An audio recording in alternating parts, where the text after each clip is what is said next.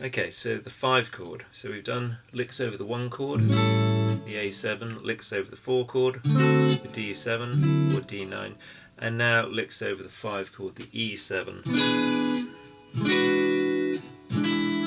I'm going to use this voicing, the C shape from the cage system, the C shape of E7. So that's basically like there's a C, there's a C7, open chord, and you take it up to, you know, the root is there on your 3rd finger on the A string, and that note is C, so that gives you C7, D7, E7. And I'm doing this voicing so that we can keep in shape 1 minor pentatonic and see which notes of this chord correspond with the notes of that minor pentatonic or minor blues scale. So we're going to start, as we were doing for the other 2 chords, we're going to do a lick from each note of the chord and see if they are contained within the minor pentatonic or the major pentatonic of the 1 chord of A. So which notes of this chord, the E7, are contained within A minor pentatonic or A minor blues? Well, the root note is, the E note definitely is. So let's start with the bass note, and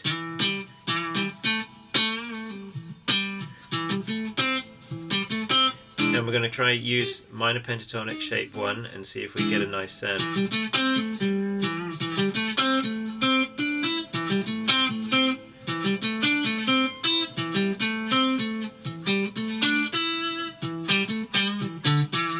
Let's go with that one. Okay. Okay, so what I'm doing there is I'm using that little boxy shape of minor pentatonic shape 1. I've got 7th fret of the A string, 5th fret of the D string, 7th fret of the D string, back to 5th fret of the D string, and then 7th fret of the A string and 5th fret, and back to 7th fret. So it's all fret 7 and 5 on the A and the D string. Okay, but I'm going to add a bend. I'm going to add a bend on the D string, 5th fret, and I'm bending it. You can do it as a micro bend, just suggesting a fret up, or I'm actually going to bend it a fret up or a semitone up, because this E7 chord has a note which isn't in the A minor pentatonic or the A major pentatonic. Yeah, it's the 3rd of the chord, it's the 3rd of the E chord. There's the 3rd, 1, 2, 3. It's the note A flat, yeah? So it's certainly not in A major pentatonic or A minor pentatonic because it's A flat. And you can feel it wanting to resolve to A, yeah? Because that's our tonal centre. But that note isn't in, like I said, either the A minor or A major pentatonic. So I'm going to take notes from the minor pentatonic, because I got 5th fret of the D string, the G note, and I'm going to bend it up, or I could slide into it. I'm going to bend it up a fret from the note G to G sharp, or G to A flat, whichever way you want to think about it. Okay, but that note, 6th fret of the D string, is the one that I want. And you can either bend into it, slide into it, or hammer on into it.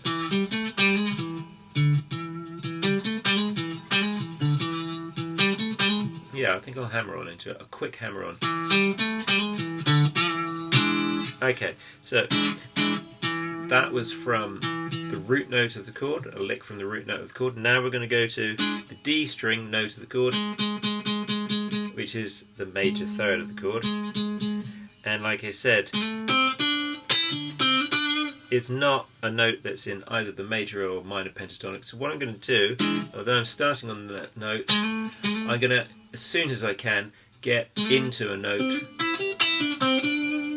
from either the major or minor pentatonic. Now, the closest note is the note A on the 7th fret of the D string, and that note is in, of course, both the A minor and A major pentatonic. So I'm going to slide into it.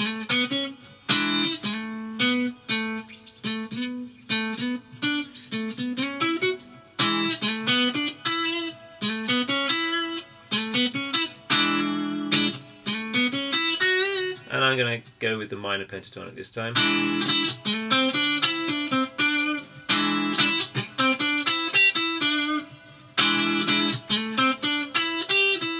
Now let's just do a simple one like that. I'm going up the minor pentatonic scale and back down. Slid from 6th fret to 7th fret on the D string, then on the G string, 5th fret and 7th fret, and on the B string, 5, 8, 5, and then back to fret 7 on the G string.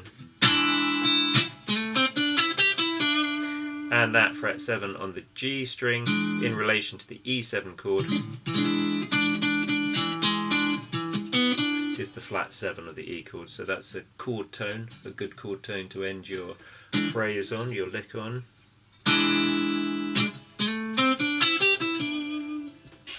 Okay, now the note on the G string. So that's the flat 7 of the E chord, of the E dominant chord.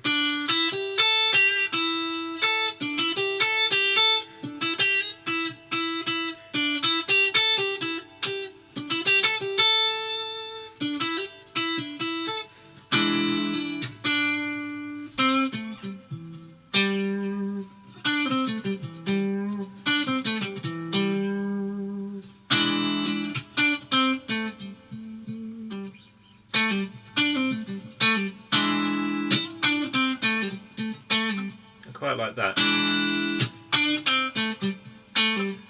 So that is, it's a descending line obviously, and again it's all just fret shapes from the minor pentatonic shape 1. It's fret 7 and 5 on both the G and the D string. So I'm starting on the G string, fret 7, fret 7, fret 5, and then D string, fret 7,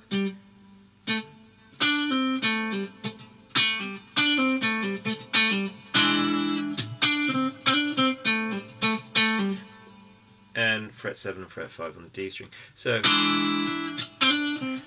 for a bit of expression I'm going to hammer on to, yes I'm starting on fret 7 of the G string, but I'm going to hammer on, a quick hammer on from fret 5 to fret 7. As an expressive technique you don't, kind of almost don't hear fret 5. And so that's fret 5, sorry 7, 5 on the G string. And then when I get to fret 7 on the D string, I'm going to pull off to fret 5. And then pluck the fret 7 a couple of times. And then pull off again to the 5th fret.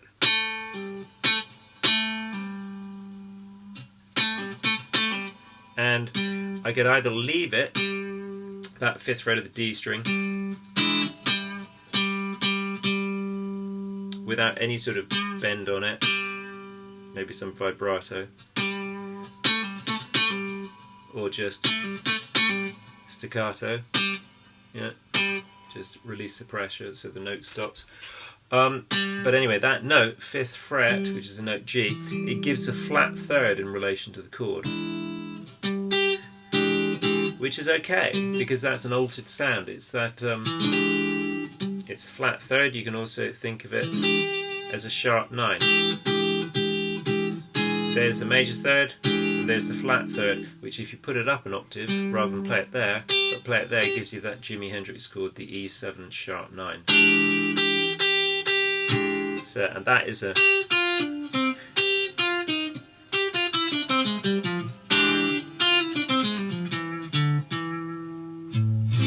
that gives you that altered sound from the altered scale, the sharp 9. So I could, in my simple lick, hang on, where's it gone? Come back. Okay.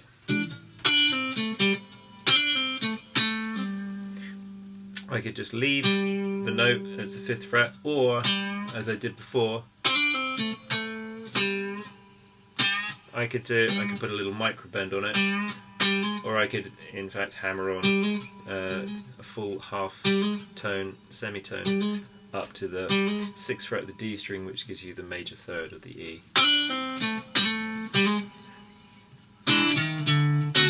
Okay, so did we cover all of them? No, no we didn't. So we've still got the B string to do. So the B string, 5th fret is the note E, so again we're on the root note.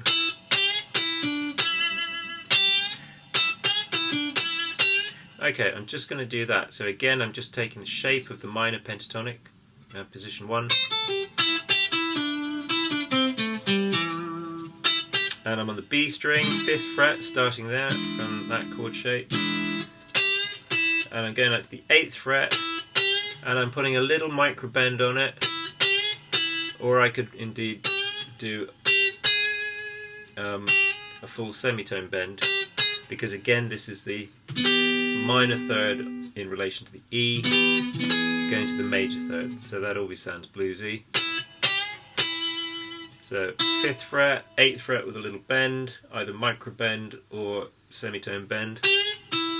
Then G string, 7th fret, back to B string, 5th fret, and end on the 8th fret with a little bend. So